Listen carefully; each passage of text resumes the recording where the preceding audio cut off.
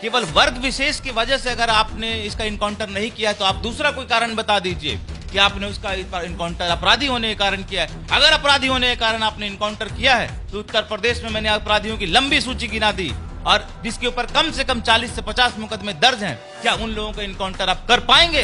Kuldeep Sengar Unnao rape case 28 मुकदमा, ब्रजेश सिंह 106 मुकदमा वाराणसी, धनंजय सिंह 46 मुकदमा जौनपुर, राजा भैया 31 मुकदमा प्रतापगढ़, डॉक्टर उदय भान सिंह 83 मुकदमा भदौनी, अशोक चंदेल 37 मुकदमा हमीरपुर, विनीत सिंह 34 मुकदमा चंदौसी, ब्रिजभूषण सिंह 84 मुकदमा गोंडा, सोनू सिंह 57 मुकदमा सुल्तानपुर, मोनू सिंह 48 मुकदमा सुल्तानपुर, अजय सिंह सिपाही 81 मुकदमा मिर्जापुर। क्या इस देश का राष्ट्रीय सुरक्षा सलाहकार भाजपा का एजेंट है?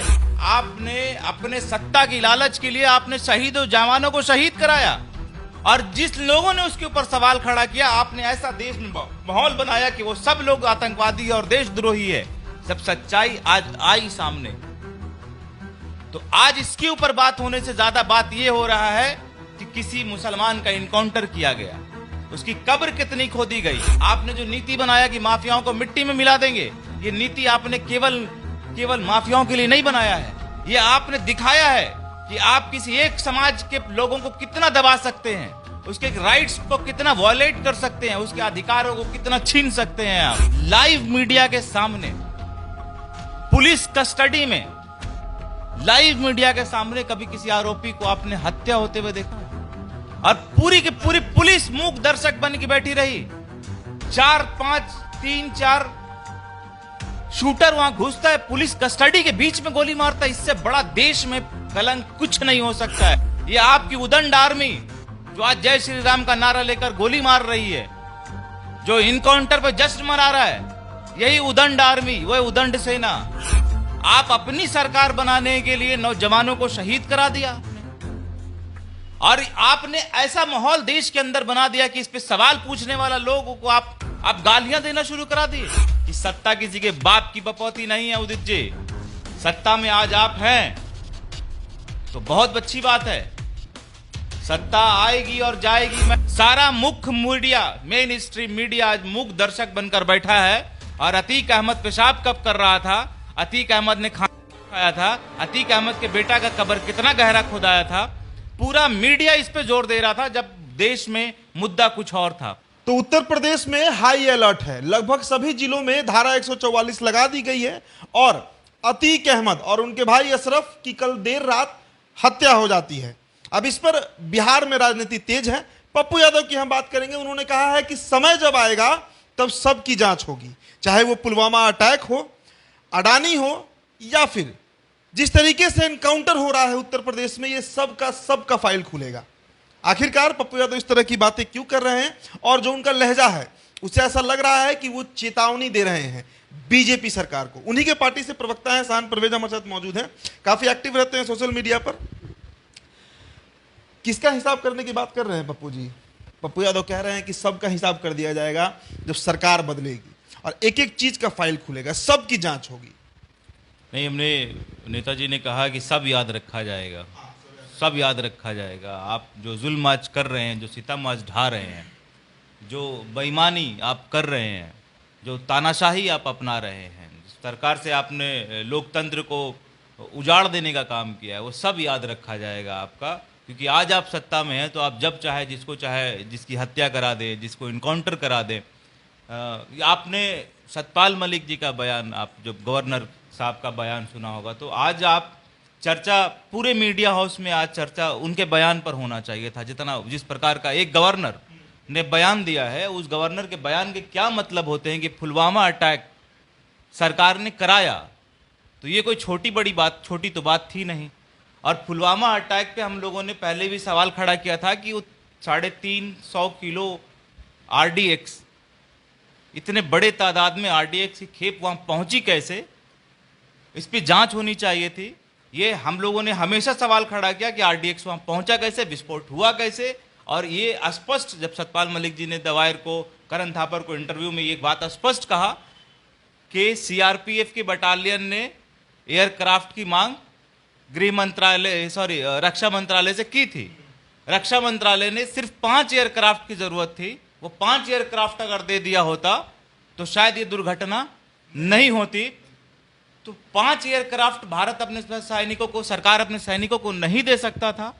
उसके बाद जब ये घटना हो गई तो प्रधानमंत्री जी ने कहा कि आप इस पे चुप रहें, और राष्ट्रीय सलाहकार, सुरक्षा सलाहकार अजीत डोभाल, जो गवर्नर साहब के बैचमेट हैं, क्लासमेट हैं, उन्होंने कहा कि तुमको इस पे कुछ नहीं बोलना है और सारा जो है आरोप जो है वो पाकिस्तान की तरफ मोड़ देना है। उसके बाद आप बालाकोट करेंगे, आप उसको चुनावी स्टंट बनाएंगे। क्या इस देश का राष्ट्रीय सुरक्षा सलाहकार भाजपा का एजेंट है? हमने ये सवाल अगर आज खड़ा हो रहा है तो ये सवाल आज होना चाहिए। सारा मुख्य मीडिया, मेन स्ट्रीम मीडिया आज मूक दर्शक बनकर बैठा है। और अतीक अहमद पेशाब कब कर रहा था, अतीक अहमद ने खाना कब खाया था, अतीक अहमद के बेटा का कब्र कितना गहरा खुदाया था, पूरा मीडिया इस पे जोर दे रहा था जब देश में मुद्दा कुछ और था। आप बताइए उदित जी, आप एक सच्चे और अच्छे हिंदू होने के नाते आप हमको बताइए एक बात कि कैसा लगा आपको जब अतीक अहमद का इनको गोली मारा गया सर में बंदूक सटाकर, और जय श्री राम का नारा लगाकर आप कितना गर्व महसूस कर रहे होंगे? बिल्कुल बिल्कुल नाजायज है और इसको कहीं से भी जस्टिफाई नहीं किया जा सकता, कंडेम करें। इस देश में जिस प्रकार की उदंडता आपने फैलाने की कोशिश की, आपने उसके लिए सेना का प्रयोग किया, आपने उसने समाज को बांटने का काम किया, आपने जो हथगंडा अपनाया है, ये देश वो याद रखेगा और वो भुगत रहा है आज, और ये लंबे समय तक भुगतेगा। और पप्पू यादव जी ने कहा कि सत्ता किसी के बाप की बपौती नहीं है। उदित जी, सत्ता में आज आप हैं तो बहुत अच्छी बात है, सत्ता आएगी और जाएगी। मैं भाजपा के बहुत बड़े मंत्री और पूर्व प्रधानमंत्री माननीय अटल बिहारी वाजपेयी जी का वक्तव्य याद दिला देना चाहता हूं आज इन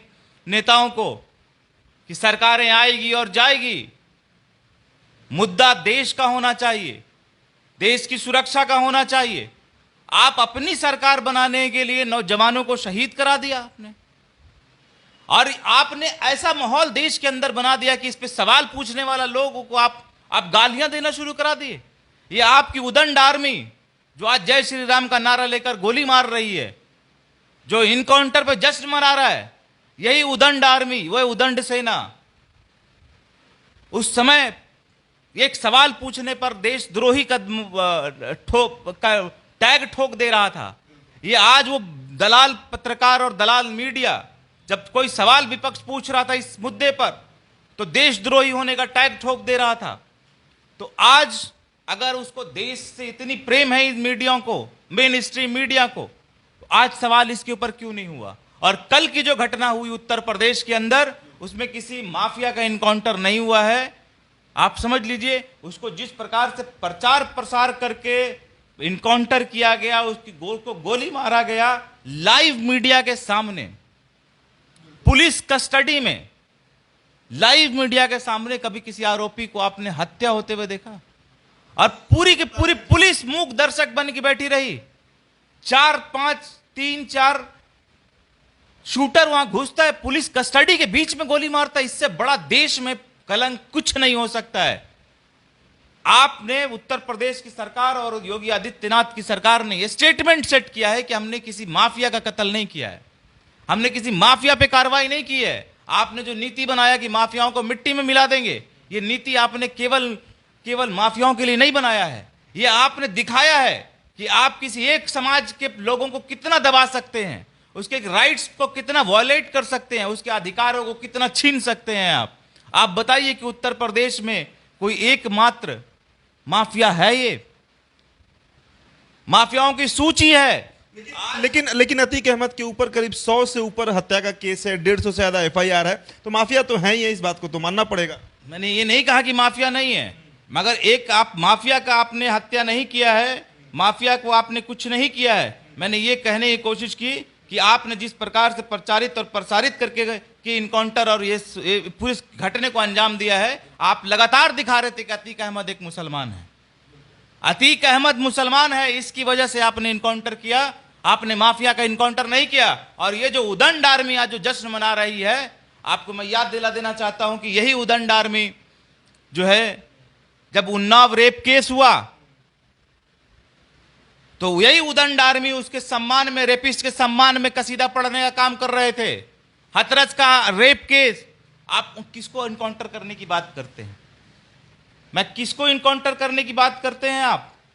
बहुत लंबी सूची है। कुलदीप सेंगर उन्नाव रेप केस 28 मुकदमा, ब्रजेश सिंह 106 मुकदमा वाराणसी, धनंजय सिंह 46 मुकदमा जौनपुर, राजा भैया 31 मुकदमा प्रतापगढ़, डॉक्टर उदय भान सिंह 83 मुकदमा भदौनी, अशोक चंदेल 37 मुकदमा हमीरपुर, विनीत सिंह 34 मुकदमा चंदौसी, ब्रिजभूषण सिंह 84 मुकदमा गोंडा, सोनू सिंह 57 मुकदमा सुल्तानपुर, मोनू सिंह 48 मुकदमा सुल्तानपुर, अजय सिंह सिपाही 81 मुकदमा मिर्जापुर। किसको किसको इनकाउंटर करने की बात आप कर रहे हैं? अगर आपकी नीति है कि आप माफियाओं को इनकाउंटर करके माफियाओं को मिट्टी में मिलाने का काम करेंगे, तो इन लोगों का क्या होगा और उसका क्या होगा? उस गृह राज्य मंत्री का बेटा जिसने लाइव टीवी चैनल के पे किसानों के ऊपर गाड़ियां चढ़ाई, रौंद दिया किसानों के जिस्म को, शरीर को गाड़ियों से, उसके सम्मान में आप लोग खड़े हुए। उन्नाव रेप केस के सम्मान में, रेपिस्ट के समर्थन में आप लोग खड़े हुए, हाथरस के रेपिस्ट के समर्थन में आप लोग खड़े हुए, और आज पुलिस कस्टडी में जय श्री राम का नारा लगाकर मार देना। आप देश को कहां लेकर जाना चाह रहे हैं? मैं ये बताना चाह रहा हूं कि मुद्दा आज देश का क्या है। सवाल आज ये है कि आपने अपने सत्ता की लालच के लिए आपने शहीदों जवानों को शहीद कराया, और जिस लोगों ने उसके ऊपर सवाल खड़ा किया, आपने ऐसा देश में माहौल बनाया कि वो सब लोग आतंकवादी और देशद्रोही है। सब सच्चाई आज आई सामने।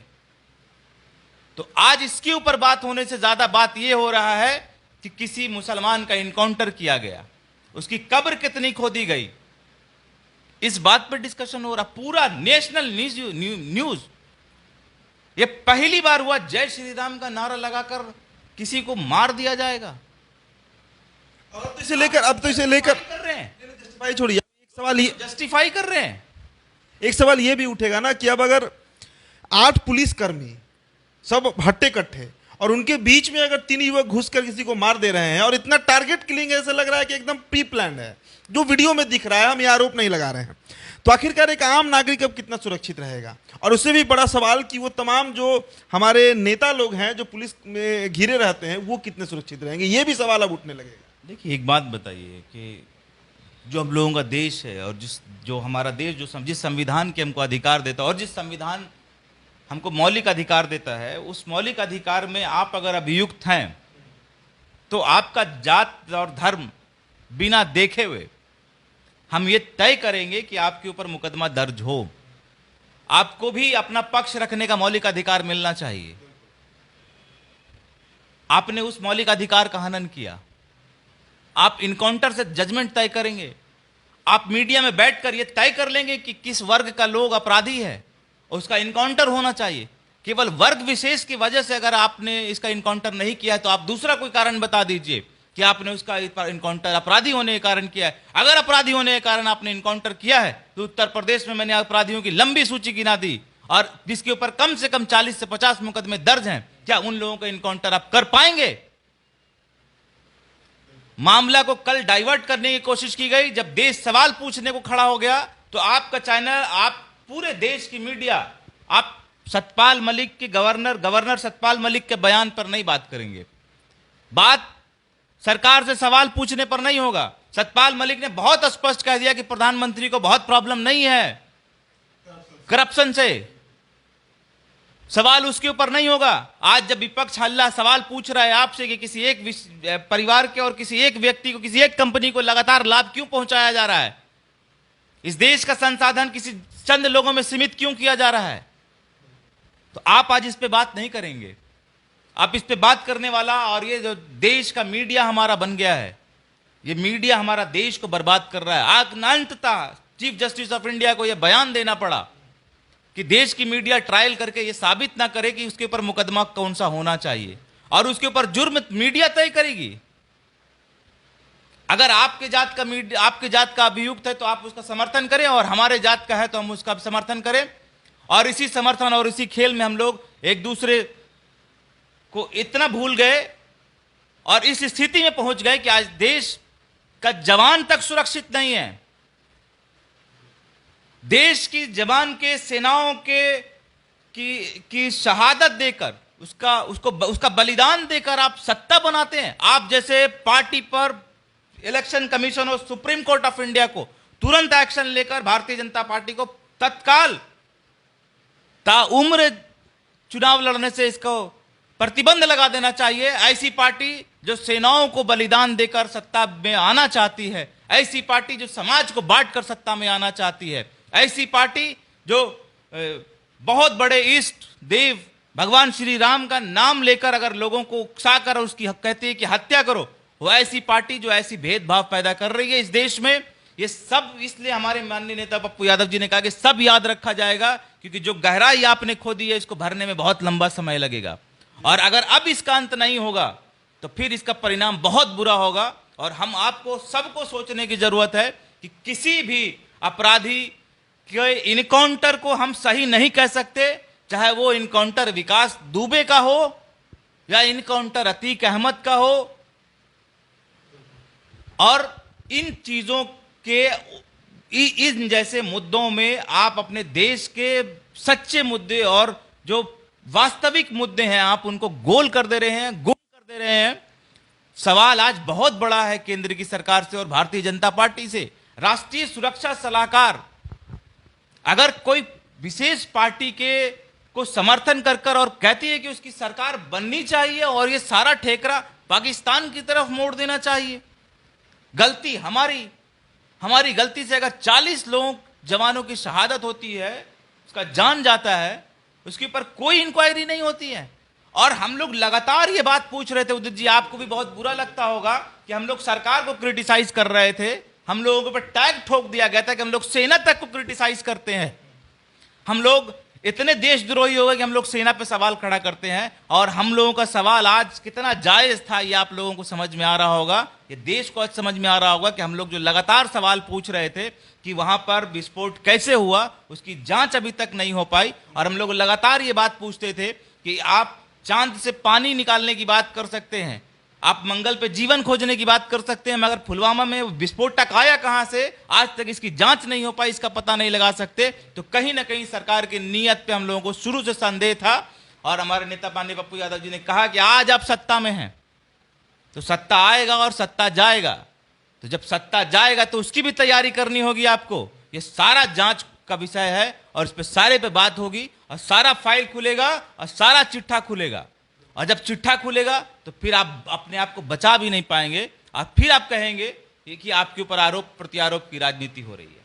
चलिए, तो पप्पू यादव के सिपाही हैं सहान परवेज, इन्होंने खुलकर अपने पक्ष को रखा और मामला भी वही है कि सत्यपाल मलिक जो बात कह रहे हैं कि अगर भारत सरकार चाहती तो वो 40 जवान जो पुलवामा में शहीद हो गए उनकी जान बच सकती थी। कई तरह के खुलासे किए गए हैं सत्यपाल मलिक के द्वारा परसों, और 24 घंटे के अंदर अतीक अहमद का वो कांड हो जाता है, जिसके बाद पूरा मीडिया जो है वो डाइवर्जन हो जाता है और मामला फिलहाल अतीक अहमद का चल रहा है। चर्चा आपको कैसा लगा है हमें जरूर बताइएगा। मेरा नाम उदित तारन है, बहुत बहुत शुक्रिया।